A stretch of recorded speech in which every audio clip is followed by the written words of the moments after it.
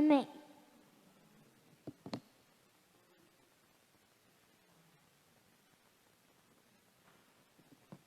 Boa noite, irmãos. Boa noite, irmãs. Eu e a Nicole sempre estamos aqui de dobradinha, né? Quando eu venho no domingo, ela vem também. Parabéns, tá? Eu sempre me seguro ali, porque eu me emociono mesmo, vendo ela cantar. Bem, irmãos, vamos abrir a nossa Bíblia em Lucas 13, início do capítulo 13.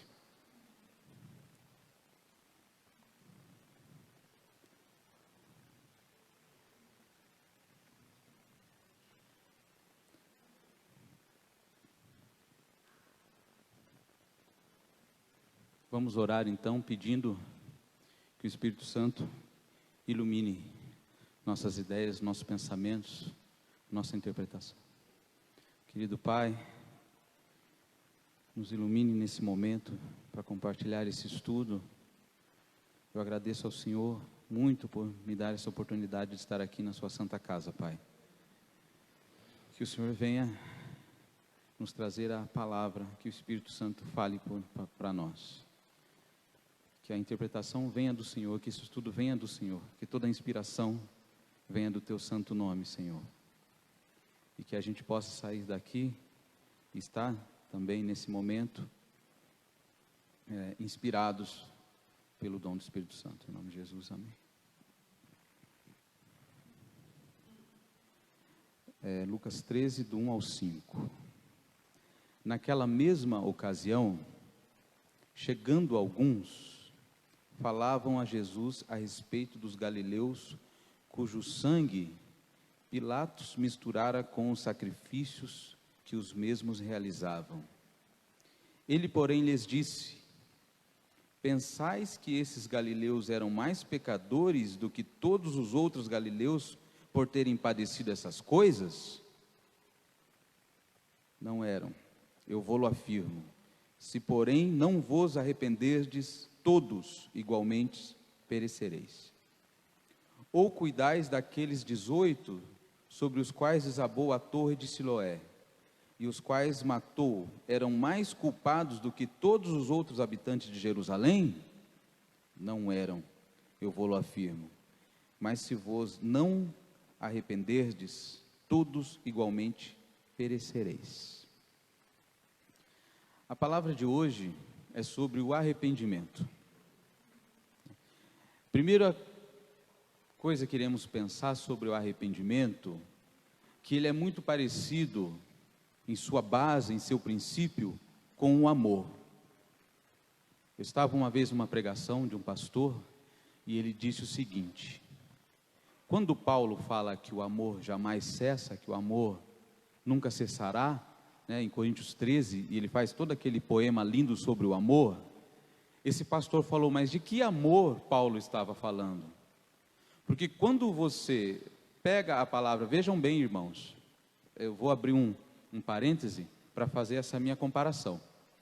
O amor, ele é algo muito estudado, e naquela época, sendo Paulo também com essa cultura, ele era hebreu, mas tinha uma cultura greco-romana, eles já tinham essa ideia da palavra amor ter vários significados. É o que os professores de português chamam de polissemia. Então a palavra amor, por exemplo, para uns significava o que você desejava, para outros significava o que você tinha, mas para Jesus ele significava algo intrínseco, algo que existe nele mesmo. Então o amor, por exemplo, que Paulo fala, ele não é um sentimento, ele é um princípio. Eu amo, ponto. É desse amor que Paulo falava. Ele é um princípio e ponto. Ele é uma decisão, ele não é um sentimento.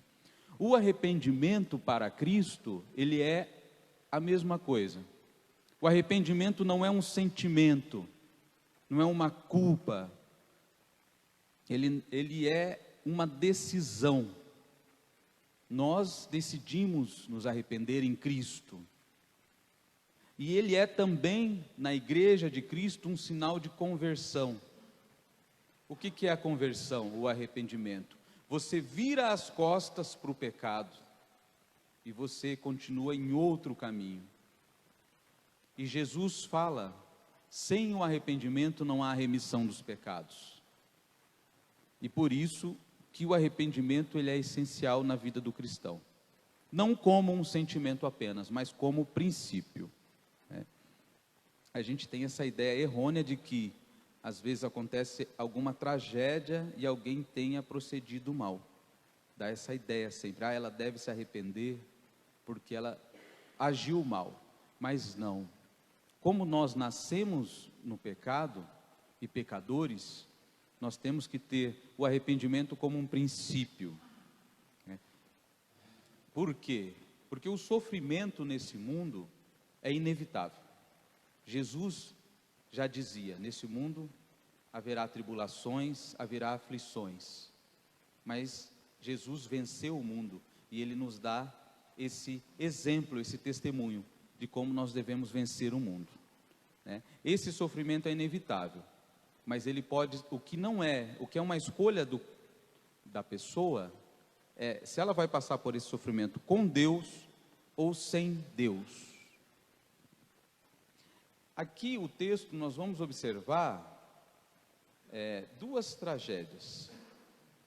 A primeira tragédia são os galileus martirizados por Pilatos. Vejam bem, lá no primeiro, Jesus estava naquela ocasião, ele falava do sinal dos tempos, como que a gente pode ver, presenciar os tempos que nós vivemos hoje e sabermos que estamos no tempo do fim. E daí, enquanto ele falava, algumas pessoas perto dele falavam, mas vejam bem, e aqueles galileus que foram martirizados por Pilatos, o que eles fizeram? Porque na época existia um pensamento errado, de que se você sofre alguma coisa na vida, isso é porque você fez algo antes, ou seus pais fizeram algo antes, ou porque talvez você tenha merecido. Lembram-se, quando Jesus cura aquele cego, e eles perguntam, os apóstolos, quem pecou? Por que ele nasceu daquela forma? Por que aconteceu isso? E Jesus fala para que fosse demonstrada a graça de Deus, para que Jesus fizesse um milagre na vida dele. Nem ele tinha pecado, ele nasceu cego, e nem os pais tinham pecado.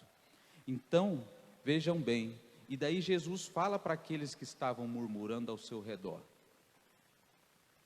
Não eram, eles falam, pensais que esses galileus eram mais pecadores do que vocês? Não eram. Eu vou-lo afirmo, e se porém não vos arrependerdes, todos igualmente perecereis. Aí eles falam de uma outra tragédia, os habitantes de Jerusalém que foram mortos pela queda de uma torre. Mais uma vez, Jesus fala, eles não eram mais pecadores do que vocês estão aqui. Não é esta lógica que Deus prega. E se vocês não se arrepender, vocês também perecerão. Então vejam bem, todos, Jesus, se não se arrependerem, igualmente perecereis. A ideia do arrependimento, irmãos, é um tema pouco falado. Eu, por exemplo, não lembro de ter ouvido falar sobre esse tema, porque ele não é um tema bom, um tema gostoso, um tema que as pessoas saem eufóricas, ele é um tema um pouco mais duro. E por que ele é? Vejam bem, esse tema ele foi esquecido praticamente durante toda a Idade Média. A Idade Média, aproximadamente 476 depois de Cristo, mais ou menos o ano 500, até 1000 anos depois, até o começo aí da nossa idade, a Idade Moderna. 1000 anos, porque ao invés de pregar o arrependimento de coração, ao invés de pregar que o cristão rasgasse o seu coração e não as suas vestes, a igreja da época, ela conseguiu criar um sistema que ela ganhava com o sofrimento do cristão. Por exemplo, ela cobrava indulgências, ela cobrava isso. Esse tema, ele faz parte da primeira tese de Lutero. Todos conhecem, Lutero quando ele vai iniciar a reforma, conta-se das 95 teses na igreja que ele foi lá e pregou. O primeiro tema vai falar sobre isso, porque ele não conseguia mais viver sobre esse espírito do engano, do engodo, e de uma igreja que, ao invés de falar para o cristão se arrepender e virar as costas para o pecado e se entregar a Cristo, ela negociava, ela criava poderes em relação a isso.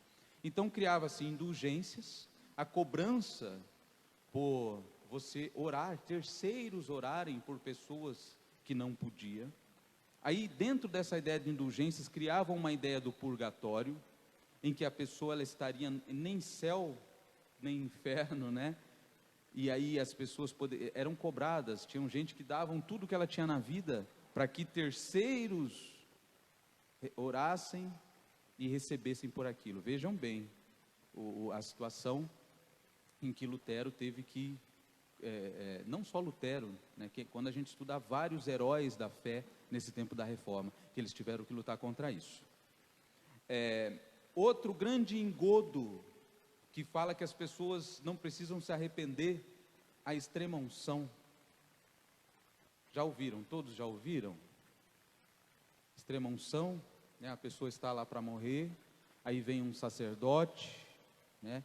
Um padre, e ele reza naqueles últimos minutos de vida, para que ele seja perdoado, sem um arrependimento.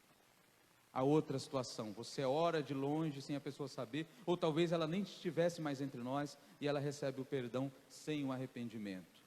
As penitências, né, era uma religião de penitência, haviam pessoas que ficavam se batendo, né, e caminhando longas jornadas, caminhando de joelho. Por quê?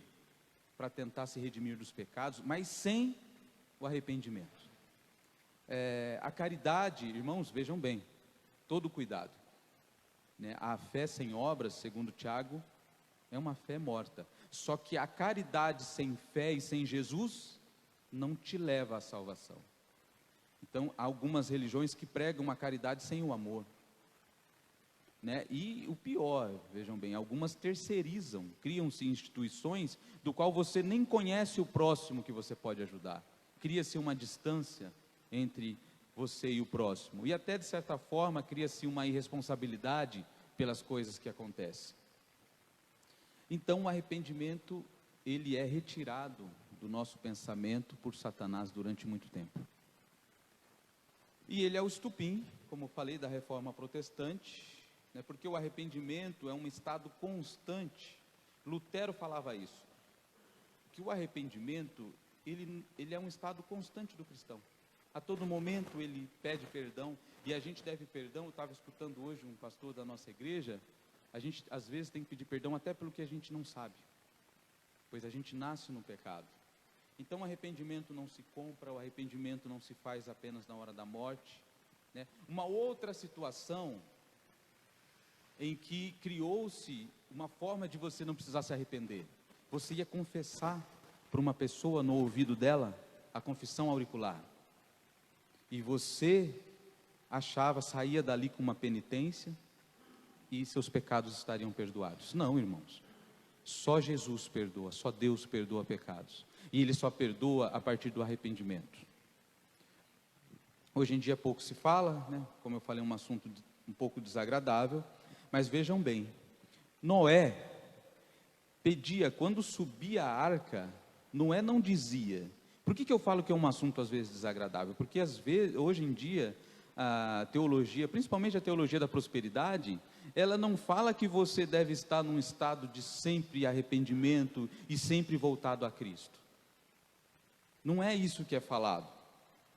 Noé, ele não dizia, vai dar tudo certo, tudo de bom vai acontecer. Não, ele estava provavelmente muito preocupado. E quando o anjo fechou a arca, ele se preocupava muito com a sua família e provavelmente com as pessoas que tinham ficado lá. Não era um momento fácil. Jeremias também não foi preso, porque dizia assim, creia e será declarada a vitória. Ele não falava isso, ele falava arrependei-vos. Era essa a mensagem. E por isso que Jeremias não era tão bem quisto pelas autoridades da época, nem pelos sacerdotes.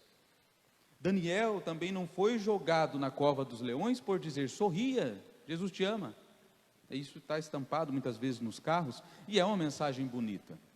Mas os profetas, a gente encontra uma outra mensagem, uma outra situação. João Batista também não foi decapitado por dizer: Herodes, profetizo bênção sobre ti. Não. Ele falou: você está errando, Herodes. O que você está fazendo não é certo. Deixe de fazer e arrependa-se e não faça mais. E por isso lhe custou muito. Irmãos, eu quero pedir que vocês me acompanhem, que façam umas leituras comigo na Bíblia, para ficar um pouco mais dinâmica a nossa conversa. Mateus 3, 1 e 2. Alguém pode ler para mim?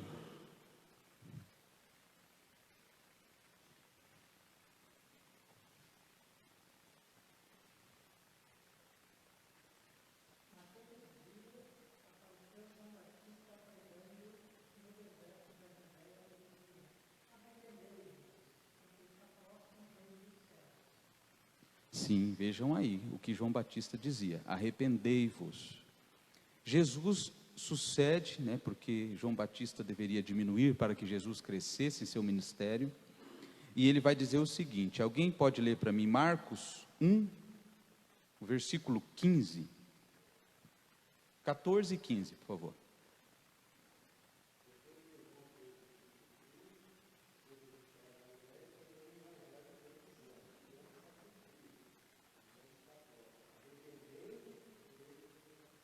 Jesus também, lá no início do ministério: arrependei-vos e credes no Evangelho. Mais um só, irmãos, Lucas 24, 47.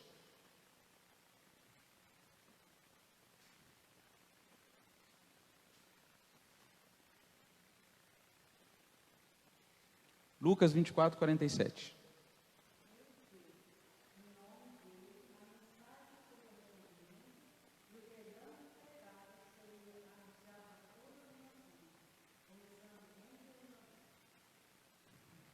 Sim, também vai falar disso, essa importância do arrependimento. E vejam, irmãos, como é um tema importante. Está lá no início do ministério. Então é um tema relevante para a gente tratar aqui.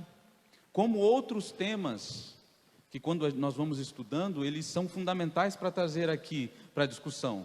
Um exemplo, só como exemplo, o tema da libertação. Jesus também veio para libertar. E são temas fundamentais a gente tratar aqui. E o evangelho de hoje, muitas vezes, o que parece o evangelho de hoje? Com autoajuda. As pessoas, elas buscam um momento de ouvir apenas o que elas precisam para se sentirem melhores em seu ego, em sua condição difícil. Não que isso seja mal, é bom ouvir palavras boas, mas o evangelho não pode ser só autoajuda. Outra coisa, o evangelho também não pode ser apenas a solução dos problemas materiais. Eu não posso ir a Deus só quando eu preciso de problemas materiais, ou resolver problemas físicos, de doença, para orar por alguém que eu amo demais, para trazer o que eu quero. Não é isso, o evangelho não pode ser só isso. Mas muitas vezes as pessoas, elas enchem as igrejas, buscando essa autoajuda, essa autoafirmação, aquele momento de apenas socializar, aquele momento de apenas fazer festa. Não pode ser só isso. Quem não se arrepende dos pecados, por exemplo, acha que os pecados é uma coisa normal. Gente, o pecado, quando se torna algo normal na sua vida, talvez o Espírito Santo já tenha lutado demais, e você ficou, como um teólogo que eu gosto de escutar, com uma casca dura. Ele fala assim: porque você peca, e o Espírito Santo te incomoda, e você peca, e você acha que aquilo ali não tem mais problema. E tem. Muitas vezes no que nós escutamos, no que a gente come, no que a gente faz. Então, cuidado muitas vezes com o que a gente acha, entre aspas, normal. Lembram-se, Muitas vezes eu falo nós, e principalmente pensando em mim. O primeiro mandamento, que é colocar Deus sobre todas as coisas, a gente volta e meia tropeça na primeira vez, né, de confiar em Deus. Eu estou lendo um livro, ia trazer aqui, que é da Ellen White, e ela fala que o povo estava prestes a entrar na terra prometida, e eles não confiaram. 10 espias voltaram e disseram que haviam gigantes, que eles iam morrer, colocaram só dificuldades, apenas 2 falaram. Só que a própria Ellen White fala, poderia ser o contrário, poderia os 10 falar bem, 2 falarem mal. Aquele povo não confiava em Deus, eles não confiavam, e Deus conhece o coração, por mais que depois eles sentiram na pele, eles não se arrependeram, e Deus fez com que eles caminhassem quase 40 anos a mais. Eles não entraram, aquela geração não entrou na terra prometida.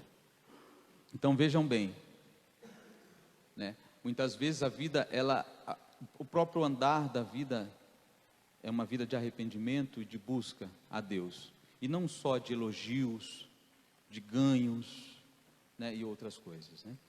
Não se pode desfrutar da comunhão com Deus santo, puro, justo e verdadeiro, se você não busca esse caminho da santificação, né? Ou ama o erro, né, o pecado, a imundícia, a impureza, ou ama a Deus. Olha que desafio, isso é um desafio muito grande, né? É um desafio muito grande, irmãos, e não falo que eu não estou vivendo esse desafio a cada dia da minha vida, a cada segundo. O arrependimento é virar as costas ao mundo, a o que algumas pessoas falam vida, é viver para Deus. Aquele que ganhar a sua vida vai perder. Então você se volta e não faz mais. Vejam bem, não é simples, né? Lembram da história de Davi? Ele tinha tudo, e ele adulterou com Betseba, a mulher de Urias. A gente conhece bem essa história, né? E será que ele se arrependeu rápido? Não, ele achou que estava certo. Ele achou que por ser rei, ele tinha direito de tirar a esposa do seu soldado. E depois ele inventou uma mentira, porque ele queria que o soldado viesse, passasse uma noite com a esposa dele, para que quando nascesse o filho, ficasse aquela confusão de ninguém saber. Quer dizer, nisso, gente, já tinham se passado 1, 2, 3 meses para entender, né? Realmente a mulher estava grávida. E depois ele mandou Urias para o fronte de batalha, e só quando veio o profeta, e mesmo assim, quanto tempo passou isso? Alguns estudiosos falam de 6 meses, outros falam até de 1 ano, ele com aquele pecado, e ele lutando contra o pecado, achando que aquilo seria de direito dele. Olhem bem, um homem segundo o coração de Deus, o homem o qual Deus colocou o privilégio de ter palavras escritas na sua palavra, né? Um homem hebreu de milhares de anos atrás, que estamos falando dele aqui. Então os profetas do Antigo Testamento, eles falam, rasguem o coração, circuncidar o coração, não rasguem as roupas, rasguem o coração. Os fariseus, vejam bem, irmãos, eles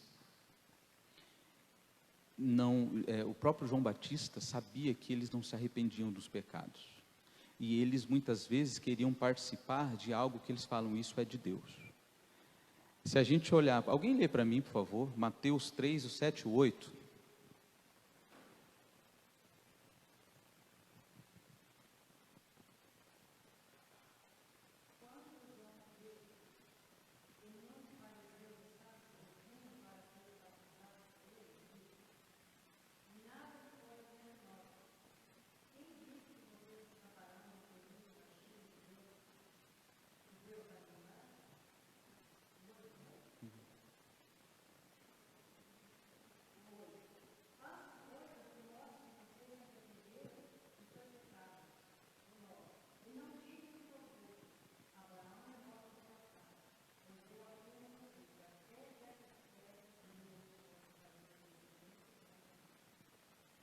Façam coisas que demonstrem o seu arrependimento.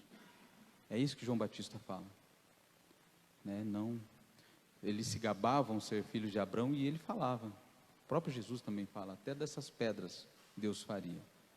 Então não adianta a gente se gabar de fazer parte de determinada igreja ou não, ou de determinada família ou de algum lugar, se o nosso coração, ele não se arrepende. Então algumas pessoas, infelizmente, elas nunca demonstrarão um real arrependimento, e isso é muito perigoso. Apenas sentem o remorso, a culpa e a tristeza, mas elas não sentem, porque o arrependimento é igual ao amor, ele é um princípio. É difícil entender isso, né? Eu lembro quando o pastor, aquela vez que eu assisti, ele falou, o amor, ele é um princípio. A gente tem uma dificuldade enorme, porque a gente fala, mas como assim? E na nossa língua portuguesa, o amor, ele significa tanta coisa, não é? Significa um monte de coisa. Mas para Jesus, tanto o amor quanto o arrependimento, ele é um princípio, e ele é uma forma que nós conduzimos a nossa vida. Sem conduzirmos com base no amor e no arrependimento, não há espaços, e isso é uma coisa muito séria. Às vezes eu me pego, tive um convidado essa semana em minha casa, que é de uma outra igreja, vou falar o nome dele aqui, porque é algo muito bom que eu vi nele, o nome dele é Douglas, e ele demonstrou uma fé tão grande. Sabe quando você encontra uma pessoa que conduz a vida dele assim, acreditando em Deus? E eu me senti pequeno perante Deus. O que eu preciso fazer? Eu preciso me renovar, eu preciso melhorar muito para seguir. Ele abandonou um trabalho que ele tinha, que lidava com certas coisas, que eram para ele conflitantes com sua fé. Ele largou de algumas condutas e alguns atos que eram conflitantes com a sua fé, e ele foi ganhar praticamente um quarto do que ele ganhava. Dava brindes das pessoas, o outro não. As pessoas chegavam, o que aconteceu com você? Ele era cantor, ele continua cantando agora para Deus. O que aconteceu? E ele falou, Leandro, as pessoas falavam comigo como se eu tivesse morrido. Eu sentia isso, as pessoas tinham pena, e ele estava ali. E eu sentia que ele voltou a fazer um trabalho que ele tinha falado para a esposa dele, eu nunca mais volto a fazer esse trabalho. E ele voltou, Deus colocou ele lá para quebrantar, para pisar, para fazer ele perder. Que muitas vezes o músico, eu sei disso, eu falei para ele que ele perdeu o topete, literalmente, né? Ele tinha um topete enorme e agora ele mudou o penteado. Mas daí, num outro serviço também, ele tinha um sonho de ter um outro serviço, ele foi e falou, Deus proverá. E eu falei, eu preciso orar mais, eu preciso estudar mais, eu preciso me entregar mais para Deus, porque a solução é Ele, né? Não há meio termo. É isso que a gente professou nesses últimos dias lá em casa. Então veja bem, um estado verdadeiro de arrependimento, ele demonstra as atitudes. E é fundamental, amor, irmãos, que os apelos venham trazer os irmãos ao arrependimento. Não adianta convencer os irmãos, as irmãs, de virem em apelos e à frente contra a sua vontade. O arrependimento é do coração. A gente tem que colocar isso. É nós e Deus. Aqui eu vou colocar, eu coloquei 4 pontos para a gente caminhar, né, para esse arrependimento, para ficar algo assim mais, vamos dizer assim, mais prático. A primeira coisa do arrependimento, porque eu coloquei dessa forma porque eu vi que o arrependimento ele demanda um estudo aprofundado, estudo bíblico aprofundado, porque muitas vezes a gente não entende o que é.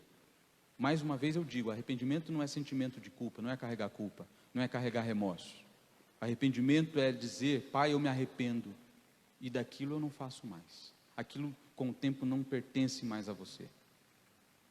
Primeira coisa é mudar de pensamento com relação ao pecado. E isso, nós vamos chamar de, tem uma palavra grega chamada metanoia para isso. Então a gente tem que discernir, irmãos, o que é pecado e o que não é pecado. O que Deus quer da nossa vida e o que Deus não quer. Muitas vezes nas teologias e nos filmes que passam por aí, eu vejo uma frase eu considero extremamente perigosa. Porque fala assim, Deus é bom a todo tempo e a todo tempo Ele é bom. Deus a gente sabe que é amor e que Ele é bom. Mas se a gente se aprofundar nas Escrituras, a gente vai ver que Deus, Ele quer que a gente siga os seus mandamentos. Deus não deixou aquele povo entrar na terra prometida. Aquele povo queria entrar. A gente não pode achar que Deus é bom quando Ele faz a minha vontade, porque não é isso que a gente tem como bom. A gente acha assim, a pessoa ela é boa porque ela faz o bem para mim, a pessoa ela é má porque ela faz o mal para mim, e a gente quer colocar como se fosse assim, que tudo que acontece de bom na minha vida é Deus, mas se não acontecer de bom, não é. E às vezes é totalmente o contrário. Às vezes algo de bom na nossa vida não nos leva ao que a gente entende como bom para Cristo, ele nos afasta de Cristo. Quando eu estudava com o irmão Wilson, ele falava muito isso, e ele dizia, irmão, né? Sentado com toda aquela paciência comigo, né? Que o estudo era para ser de 1h30, a gente ficava 4 horas, e ele falava, irmão, se o pecado fosse tão ruim, não existiria tantos pecadores. As pessoas, elas têm o pecado como algo bom, mas não é bom. Ele fala, e quando elas veem, às vezes é tarde demais. Então, essa presença, essa figura de um demônio sempre feio e mau, pintado dessas formas para as crianças, a gente sabe que isso é mais uma estratégia de Satanás. Porque, na realidade, ele traz coisas, o que ele ofereceu para Jesus foi poder, foi o alimento quando estava faltando. Vocês conhecem a história tinha uma mulher com muita fé. É uma história batida já, mas eu vou contar aqui, eu gosto dessas historinhas. E ela precisava de comida e não tinha na casa, e aquela situação difícil, daí o Satanás falou, eu vou levar essa comida para ela. E bateu na porta. Tá. Vim trazer a comida que a senhora precisa. E ela recebeu de bom grado, falou, nós estávamos precisando. Ele, calma aí, você não quer saber quem trouxe? Aí ela olhou e falou, eu não quero, porque quando Deus manda, até Satanás obedece. Então, é essa fé que a gente tem que cultivar. É essa fé em que a gente depende de Deus a todo momento, né? Então, primeira coisa, mudar o pensamento, gente. A gente entender o que é pecado e o que não é. E isso é super difícil no mundo de hoje. É muito difícil. Porque até em relação à idolatria, a gente acha que idolatria é só uma imagem. Não. Isso é básico.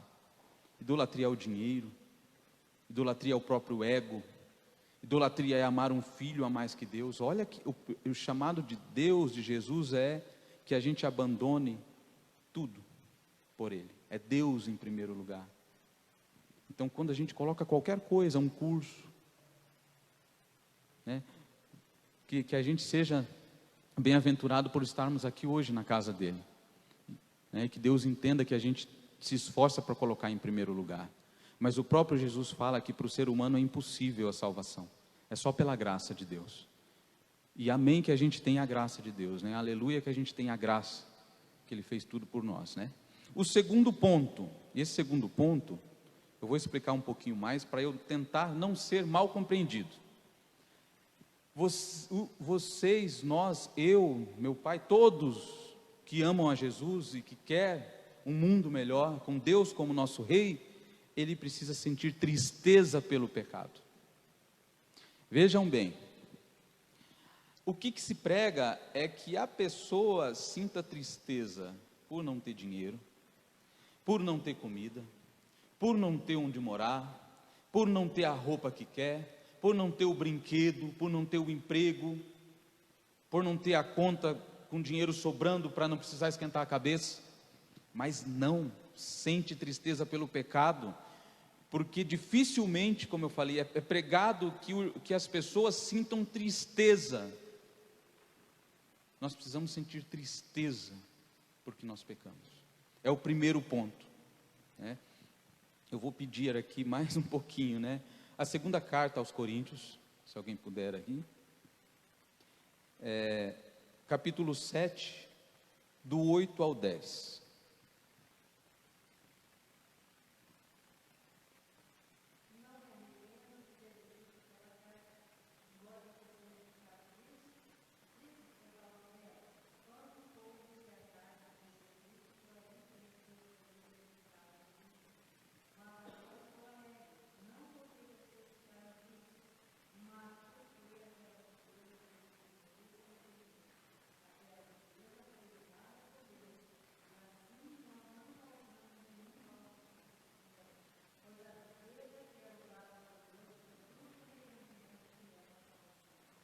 Eu acho que é bem claro, né? O porquê que a tristeza é necessária, a tristeza do pecado. Eu fico triste porque eu pequei, né? Isso é fundamental. Eu peguei uma parte aqui também para embasar, que eu acho que é um assunto talvez um pouco difícil, pelo menos para mim foi. Eu vou ler, quem quiser acompanhar, Salmo 51, é do 1 ao 12. Eu falei de Davi e eu trouxe aqui a defesa dele, né? Porque a gente não pode lembrar de Davi só do pecado, né? Mas a gente lembrar da sua tristeza e do seu posterior arrependimento. 51, vou ler. Compadece-te de mim, ó Deus, segundo a tua benignidade, e segundo a multidão das tuas misericórdias, apaga as minhas transgressões. Lava-me completamente da minha iniquidade, purifica-me do meu pecado, pois eu conheço as minhas transgressões, e o meu pecado está sempre diante de mim. Pequei contra ti somente, e fiz o que é mal perante os teus olhos, de maneira que serás tido por justo no teu falar, e puro no teu julgar. Eu nasci na iniquidade, e em pecado me concedeu minha mãe. Eis que te comprazes na verdade no íntimo, e no recôndito me fazes conhecer a sabedoria. Purifica-me com o hisopo, e ficarei limpo. Lava-me, e ficarei mais alvo que a neve. Faz-me ouvir o júbilo e a alegria, para que exultem os ossos que esmagastes. Esconde o rosto dos meus pecados, e apaga todas as minhas iniquidades. Cria em mim, ó Deus, um coração puro, e renova dentro de mim um espírito inabalável. Então, aqui demonstra a tristeza e o arrependimento, né? Porque todos pecamos, mas muito mais importante do que o pecado é o arrependimento. A terceira parte, irmãos, tem mais partes, tem mais textos da Bíblia que nós poderíamos falar, do arrependimento e da tristeza. Mas a terceira coisa que nós precisamos, além depois da tristeza por ter pecado, é sentir nojo do pecado. É sentir nojo, é sentir uma aversão àquilo que a gente fez. Não farei mais, isso não me pertence, isso não me faz melhor, não cabe mais a mim. Porque sem o arrependimento significa isso na Bíblia, o virar as costas para o pecado. Porque você pode vir a pecar de novo.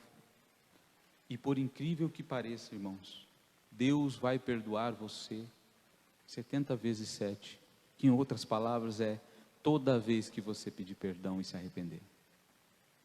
Mas cuidado, né? Quando a gente cria uma falsa ideia de uma naturalidade no pecado, eu acredito que a gente peca contra o Espírito Santo, que a gente começa a ficar surdo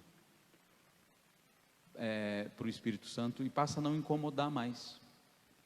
Por fim, e caminhando para o fim, nascer de novo. Olhem bem aqui no 10, cria em mim, ó Deus, um coração puro e renova dentro de mim um espírito inabalável. Olha que bacana. Davi, ele tinha uma fé inabalável, um espírito inabalável. Quando Saul fala, você vai lá e eu quero que você me traga isso, ele trazia o dobro, pois ele sabia que era Deus lutando. Davi era dessa forma. Ele tinha um espírito, uma fé inabalável, e mesmo assim ele errou. Bem, nascer de novo, tem um texto muito bonito, que eu vou resumi-lo, apesar que ele é um texto que dá vontade sempre de ler ele como um todo, que é João 3, que é quando Nicodemos vai falar com Jesus. Aí ele fala o seguinte, né? Nicodemos, um dos maiorais, né? Uma pessoa importantíssima, se sente provavelmente desconfortável em estar na presença de Jesus, porque Jesus almoçava com os publicanos, comia com os pecadores, andava com o povo. Ele sentiu-se talvez com vergonha e foi visitar Jesus à noite. E quando ele chega, ele fala: Rabi, mestre, sabemos que o que procede do Senhor é de Deus, porque ninguém faz esses sinais. E Jesus, conhecendo o coração dele, Jesus já sabia o que ele ia falar. Fala: em verdade eu te digo, que para você entrar no reino de Deus, você tem que nascer de novo. Aí Nicodemos, eu não sei se por ironia ou por ficar sem jeito, ele fala: mas pode um homem voltar ao ventre de sua mãe? Não era isso que Jesus queria dizer. Era o nascer do Espírito Santo. O nascer de novo é o nascer do Espírito Santo. E quando o Espírito Santo nasce em você, você é uma nova criatura. Esse nascer do Espírito Santo, ele é fundamental para que nós possamos entrar no reino de Deus. E Jesus diz: em verdade te digo, quem não nascer da água e do Espírito não pode entrar no reino de Deus. O que é nascido de carne é carne, o que é nascido do Espírito é Espírito. E o ser humano, ele é carne, mas ele também é Espírito. Ele nasce da carne, mas ele precisa nascer do Espírito. E nascer do Espírito é uma escolha e uma luta nossa. A gente não escolhe nascer da carne, não escolhe o lugar que nasce, não escolhe a família que nasce, não escolhe as condições, mas do Espírito nós podemos escolher. Vejam bem, o arrependimento é necessário para que entramos, para que nasçamos no Espírito. E mesmo quando a gente erra, eu trouxe aqui Pedro e Judas, os dois erraram.